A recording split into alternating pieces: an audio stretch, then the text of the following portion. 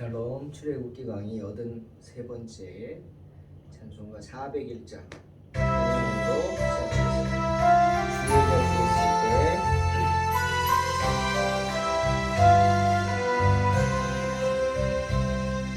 주의 곁에 있을 때 마음이 든든하오니 주여 내가 살 동안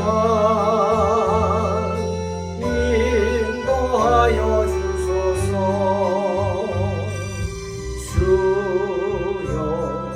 주여 나를 인도하소서. 마른 세상 살 동안 주여 인도하소서. 피난처인 예수여 세상 물결험할 때 크신 은혜 베푸사 나를 숨겨주소서. 주여 나를 인도하소서. 바른 세상 살 동안 주여 인도하소서. 세상 풍파 지나루 영화로운 나라와 눈물 없는 곳으로 들어가게 하소서.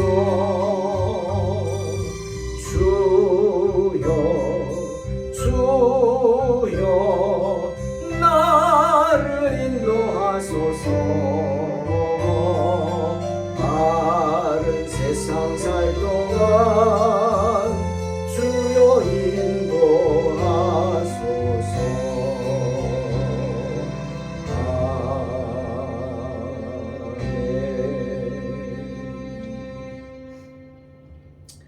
출애굽기 23장 10절로 19절 공독합니다.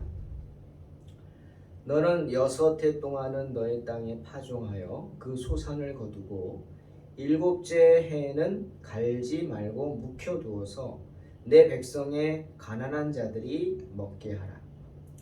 그 남은 것은 들짐승이 먹으리라. 내 포도원과 감람원도 그리할지니라. 너는 6해 동안에 내 일을 하고 7째 날에는 쉬라. 내 소와 나귀가 쉴 것이며 내 여종의 자식과 나그네가 숨을 돌리리라. 내가 내게 이른 모든 일을 삼가 지키고 다른 신들의 이름은 부르지도 말며 내 입에서 들리게도 하지 말지니라. 너는 매년 3번 내게 절기를 지킬지니라. 너는 무교병의 절기를 지키라. 내가 내게 명령한 대로 아비벌에 정한 때에 이래 동안 무교병을 먹을지니 이는 그달에 내가 애굽에서 나왔음이라. 빈손으로 내 앞에 나오지 말지니라. 맥주절을 지키라. 이는 내가 수고하여 밭에 뿌린 것의 첫 열매를 거둠이니라. 수장절을 지키라. 이는 내가 수고하여 이룬 것을 연말에 밭에서부터 거두어 저장함이니라. 내 모든 남자는 매년 3번씩 주 여호와께 보일지니라. 너는 내 제물의 피를 유교병과 함께 드리지 말며 내 절기 제물의 기름을 아침까지 남겨두지 말지니라. 내 토지에서 처음 거둔 열매의 가장 좋은 것을 가져다가 너희 하나님 여호와의 전에 드릴지니라. 너는 염소 새끼를 그 어미의 젖으로 삼지 말지니라. 오늘 모세는 이스라엘 백성들에게 하나님의 백성으로서 지켜야 할 절기에 대해서 말씀하십니다. 그것은 하나님께서 주실 약속의 땅에 들어가 꼭 지켜져야만 하는 절기들입니다. 모세의 이런 이야기는 아마도 아직 광야에서 헤매이고 있는 이스라엘 백성들에게 아직 약속의 땅에 들어가지 못하고 그 약속의 땅 가나안을 바라보지도 못하고 있는, 그리고 물도 없고 아무것도 없는 척박한 환경에서 낙심하고 있는 이스라엘 백성들에게는 소망을 주는 말씀이었을 것입니다. 왜죠? 하나님께서 너희에게 그 땅에 들어가면 거룩한 절기를 지키라 하신다 명령함으로써 하나님의 약속을 확신케 하는 거죠. 들어가지도 못할 건데 어떻게 절기를 지킵니까? 그러니 절기를 지키라 하나님이 명령하셨다. 당연히 들어가게 되죠. 어디? 약속의 땅에. 그러므로 모세의 이 말씀은 이스라엘 백성들에게 환난과 고난 가운데 있는 그들에게 소망과 비전을 주는 말씀이었습니다. 자, 먼저 안식년을 제정하셨습니다. 11절에 일곱째 해에는 갈지 말고 묵혀두어서 내 백성의 가난한 자들이 먹게 하라. 그 남은 것은 들짐승이 먹으리라. 매년 되풀이 되는 해 중에 7년째 되는 해는 안식년입니다. 7년이 되는 해마다 땅은 안식을 취해야 했습니다. 그 말은 건드리지 말라는 겁니다. 그 땅이 어떻게 되든 없지 말고 그대로 두라는 거예요. 그냥 묵혀두라 말씀처럼. 그래서 자연적으로 거기서 예를 들어 감람나무가 있다. 그러면 내가 돌보지 않고 재배를 안 해도 나무 열매가 자라겠죠. 그러면 그것을 수확하겠다 하지 말라. 그냥 놔두라. 그러면 가난한 자들이 와서 먹고 아니면 땅에 떨어지면 들짐승들이 먹을 것이니 절대로 어떤 수확을 기대하지 말고 7년이 되는 해는 안식년이니 그냥 놔둬라. 여러분, 하나님이 이스라엘 백성들에게 안식년을 주신 목적이 무엇일까요? 몇 가지를 이야기합니다. 메튜엘리 주석학자는 이렇게 세 가지를 얘기하는데 참 마음에 와 닿습니다. 첫째는 하나님이 그들을 인도하시는 그 땅이 얼마나 풍요로운 땅일지를 보여주기 위함이다. 왜? 너희가 경작을 하지 않아도 그냥 놔둬도 아무것도 안 했죠. 갈아엎지도 않고 뭐 거름을 주지도 않았어요. 그냥 놔뒀어요. 묵혔어요. 그런데 그곳에서 막 곡식이 자라고 나무에 열매가 자랍니다. 누가 하셔요? 하나님이 하셔요. 하나님의 땅이기에 풍요롭기 때문에 그렇게 나온다. 그걸 보게 될 것이다. 두 번째는 우리가 그 말씀에 순종함으로 우리가 하나님, 그분이 누구예요? 지주죠. 땅의 주인이에요. 창조주이시며 모든 것의 주인. 특히 이 땅, 우리가 먹고 살기 위해서 재배해야 하는 이 땅의 주인은 하나님이시죠. 그 하나님을 우리가 의지하고 있다는 사실을 확인케 하는 겁니다. 그리고 그 땅의 산물을 우리 마음대로가 아니라 하나님이 명하시는 대로 지금처럼 묵혀두어서 거기서 나오는 거 손도 대지 마라. 7년째는 가난한 자들이 와서 먹든 들짐승이 땅에 떨어진 거 먹든 그렇게 하도록 해라. 순종하는 거죠. 그래서 그 하나님의 땅, 하나님 땅의 주인인 하나님의 뜻대로 명하시는 대로 사용해야 한다. 그 사실을 우리에게 일깨워 주기 위해서 안식년을 주셨다. 하지만 이스라엘 백성들은 나중에 보면 이 말씀 순종하지 않죠. 안식년의 개념을 상실해 버립니다. 그렇죠. 욕심 부리죠. 아니 그 땅에서 나오는 게 얼마나 많은데 1년을 묵혀도 누가 그런 바보 같은 짓을 해? 막 이렇게 하면서 불순종하죠. 죄 짓죠. 그로 인해 어떻게 됩니까? 역대하 36장 21절 이에 토지가 황폐하여 땅이 안식년을 누림같이 안식하여 70년을 지냈으니 여호와께서 예레미야의 입으로 하신 말씀이 이루어졌다. 그렇게 말씀에 불순종한 이스라엘 백성들은 그 죄 때문에 바벨론의 심판을 받게 되죠. 그래서 바벨론이 그 이스라엘, 유다를 70년을 지배를 합니다. 그러니까 70년 동안 이스라엘 백성들은 쫓겨나가지고 바벨론의 포로로 잡혀가죠. 그때는 어떻게 돼요? 누가 경작하겠어요? 그냥 묵혀두고 놀고 있는 거예요. 하나님 말씀처럼 안식년 누림같이 안식하는 것. 그들이 안식년을 지키지 않았기에 하나님이 강제적으로 70년의 10배, 7년의 10배인 70년을 안식케 했다. 우리가 한번 생각해 볼 말씀이죠. 그리고 안식년을 주신 가장 큰 목적은 뭘까? 바로 하나님의 섭리를 신뢰하도록 그 섭리를 신뢰하도록 가르치기 위해서입니다. 여러분, 하나님은 이 땅의 주인이시고 이 땅을 그냥 만들어 놓고 버려두고 유기한 것이 아니라 계속해서 이 땅에 섭리를 베푸십니다. 관리하시고 특히 하나님이 보존하십니다. 하나님이 치유하신다는 것. 우리가 자연이 회복된다 그러죠. 그냥 놔두면 자연은 회복된다. 그게 뭡니까? 하나님의 보존입니다. 치유죠. 그 하나님의 섭리를 가르치는 것이 안식년입니다. 6년 동안 그냥 인간들이 멋대로 해버린 그 땅을 7년째 쉬게 하심으로 하나님이 그 땅을 회복시키는 시간이 안식년이다. 안식일도 마찬가지죠. 그렇죠? 4계명인 그 안식일 마찬가지입니다. 12절에 너는 엿새 동안에 내 일을 하고 일곱째 날에는 쉬라. 내 소와 나귀가 쉴 것이며 내 여종의 자식과 나그네가 숨을 돌리리라. 안식일도 마찬가지. 일주일 동안 6일 동안 열심히 일해가지고 다 그냥 세상에 쫓기고 돈에 쫓기고 막 망가지고 지친 몸. 안식년에 그 땅이 회복되듯이 안식일을 지킴으로 우리의 몸과 마음이 회복되는 겁니다. 안식일을 지킴으로 짐승은 물론이요 내 소와 나귀가 쉴 것이며, 그죠?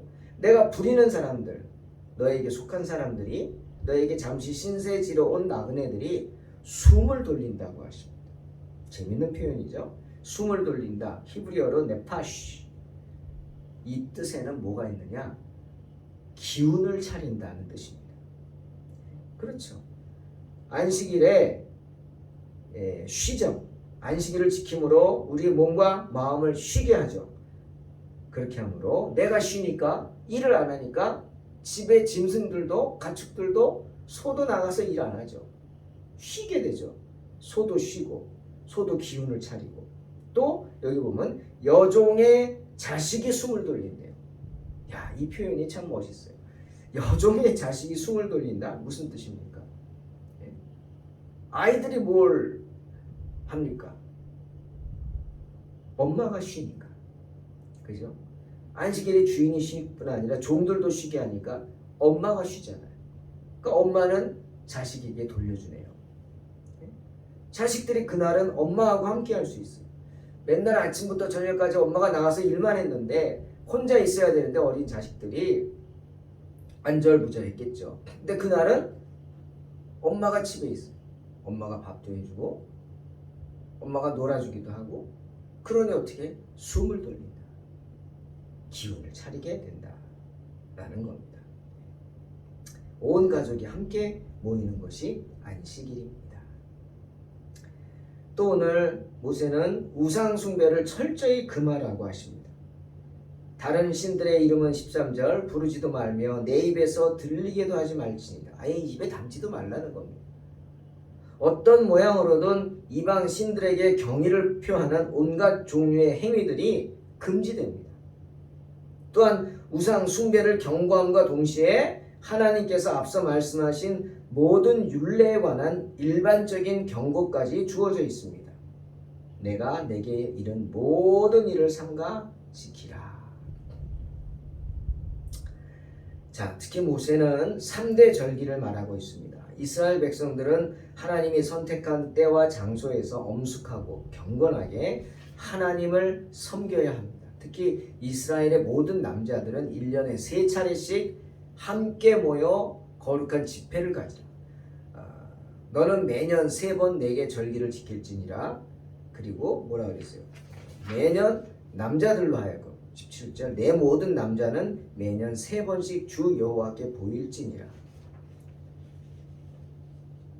3번 모든 남자들이 한 자리에 모여서 뭐예요? 집회를, 거룩한 집회, 예배를 드려요. 여호와께 경의를 표하기 위함입니다. 모여야 했어요. 그런데 뭐라 그랬어요? 빈손으로 내 앞에 나오지 말지니라. 여호와 앞에 나올 때, 그 절기 때 빈손으로 나와서는 안 됩니다. 여러분, 우리 교회에도 절기들이 있어요. 큰 절기들. 부활절, 맥주절, 추수감사절, 성탄절. 이렇게 큰 절기 4개가 있죠. 우리는 예수님의 오심을 기념하고 구원의 날이죠. 그래서 성탄절을 지키죠. 구약 때와는 다르게 하나가 더 있어요. 절기헌금을 합니다. 그런데 어떤 분들은 그냥 가볍게 생각합니다. 심지어 진짜 중직을 맡은 분들도 너무 가볍게 생각해요. 일반적으로 그냥 감사헌금 하듯이 합니다. 아닙니다. 절기헌금은 특별한 절기입니다. 하나님은 특별한 마음으로 나오기를 원하세요. 물질 있는 곳에 마음이 있죠. 빈손으로 내 앞에 나오지 말라. 이 사람들이 빈손으로 나오겠어요? 여기서 말하는 빈손은 특별한 마음을 가지고 정말 구별된 마음으로 준비한 것을 가지고 오라, 그 뜻이죠. 자발적으로 준비한 재물을 가지고 와라. 빈손으로 나올 수 없습니다. 하나님 앞에 나올 때 그 말은 빈 마음으로 예배 드리러 나와서는 안 된다는 거예요. 은혜를 사모하는 마음을 가지고 와야 되고, 하나님께 드릴 정성껏 준비한 그런 하나님께 드릴 예물을 들고 나와야 합니다. 그러므로 하나님의 자녀라면 누구든지 하나님 앞으로 나올 때 항상 그것이 무엇이든 아버지 되신 하나님께 내가 드릴 수 있는 아주 귀중한 것을 드리겠다는 각오와 마음으로 나와야 합니다. 그 3대 절기가 뭐죠? 봄에 드려지는 유월절, 여름에 드려지는 맥주절, 가을에 드려지는 수장절입니다. 유월절은 출애굽기 12장 11절에 처음으로 등장하죠. 이것은 이스라엘 백성들이 출애굽하기 직전에 지켜진 절기입니다. 즉 애굽에 내려진 10번째 재앙, 가장 무서운 재앙, 장자의 죽음의 재앙 직전에 지켜진 절기입니다. 그 재앙을 피하기 위해서 죽음의 사자가 우리 집을 덮치는 것을 피하고 우리 집의 대문에 어린 양의 피를 바름으로 유월하라, 넘어가라고. 그래서 유월절이죠. 그 유월절 그날 밤에 1년 된 수컷 어린 양이나 염소를 잡아서 그 피를 집 좌우 문설주와 입구에 뿌리고, 또 누룩이 들어가지 않은 무교병을 먹고 쓴나물을 먹고 어떤 몸으로 허리에 띠를 띠고 발에 신을 신고 긴장한 모습으로 급히 먹어야 했어요. 그리고 음식과 기름 아침까지 남겨두어서는 안 되었습니다. 자, 왜 이렇게 해야 했을까요? 이유가 뭘까? 바로 이스라엘 백성들로 하여금 하나님께서 그들의 일용할 양식까지도 하나님에게 의지하기를 원하셨기 때문입니다. 유월절을 통해서 이스라엘 백성들은 죽음의 사자를 피하게 하신 하나님의 은혜에 감사하는 것은 물론이고, 하나님께서 자신들의 삶을 인도하신다는 사실을 인정하기를 원하셨어요. 하나님께서 그들을 먹이실 것이다 믿게 하셨어요. 믿어야 했어요. 왜? 이제 광야로 나가면 뭐가 있어요? 아무것도 없지. 누가 먹여야 돼요? 그 많은 사람들을 40년 하나님 먹이시죠. 그것을 믿게 하기 위해서 이 유월절을 허락하신 겁니다. 때문에 유월절에는 유교병, 누룩이 들어간 떡으로 제사 드려서는 안 됐어요. 누룩이 들어갔다는 건 뭐예요? 맛있죠? 오랜 시간이 걸립니다. 누룩이 자라야지, 부풀어야죠. 그러니까 유월절 빵은요, 떡은요, 딱딱한 무교병이에요. 누룩이 들어가지 않은 맛이 없는.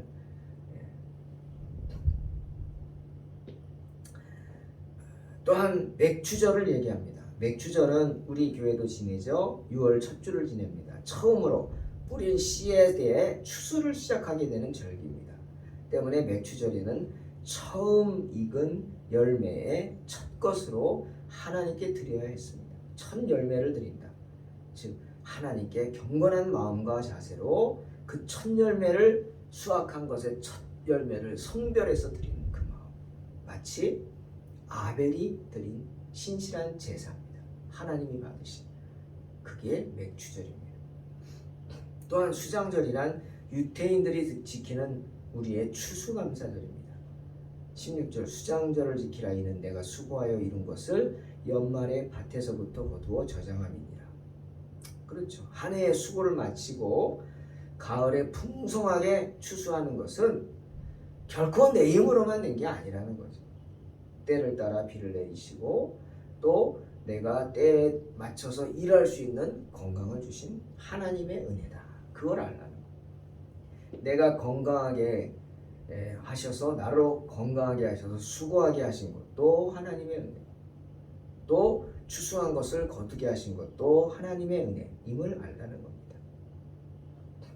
이 수장절에 이스라엘 백성들은 그들이 수확하도록 은혜를 베풀어 주신 하나님께 감사를 드리고 다음 해의 수확 또한 하나님께 맡겨드리는 예식을 거행하였습니다. 다음 해도 이렇게 해달라. 근데 여기 이런 말씀이 나오죠. 우리가 늘 묵상하는 말씀. 모세가 또 말합니다. 뭐예요? 염소 새끼를 그 어미의 젖으로 삼지 말라. 근데 오늘 모세가 이 말을 한 것은 특별한 이유가 있습니다. 왜냐하면 이것이 당시 이방인들이 취한 미신적인 주술의 방법이었기 때문에. 자, 수장절에 특히 이것을 하는 것은 추수를 거두고 다음 해에도 또 큰 수확을 거둬야 되지 않겠습니까? 그걸 바라는 마음으로 하나님을 모르는 우상을 섬기는 이방인들은 다음 해에도 이런 큰 수확을 거두겠다고 염소의 새끼를 자기들이 섬기는 우상에게 바칩니다. 근데 그 염소 새끼를 어떻게 바치느냐? 그 어미의 젖으로 삶아요. 잔인하죠? 그 젖으로 삶은 그 국물, 그게 중요합니다. 그 국물로 주술적인 제사의식을 거행하죠. 그리고 수확이 끝날 때 염소 새끼를 그 어미의 젖으로 삶은 그 국물, 마술적인 어떤 방법을 통해 얻은 그 국물을 그들의 과수원에 뿌리고 밭에 뿌립니다. 왜요? 그래야 다음에 더 많은 수확을 거두게 된다고 믿었기 때문이죠. 어리석죠. 하지만 너희는 그런 미신적인 방법을 취하지 말라는 것입니다. 사랑하는 성도 여러분, 모세는 이스라엘 백성들에게 17절에 내 모든 남자는 매년 3번씩 주 여호와께 보일지니라 명령하고 있습니다. 절기를 지키라는 겁니다. 여러분, 절기는 중요한 것입니다. 여러분, 절기의 의미를 알아야 합니다. 제가 여러분의 목사로서 절기의 중요성을 제대로 강조하지 못해서 절기마다 정말 하나님 앞에 초라하게 보일 때가 많습니다. 하지만 아닙니다.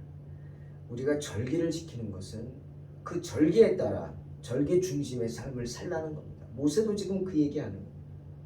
6월절을 지키는 것은 우리를 구원해 주신 은혜에 감사하는 것이고, 그렇죠?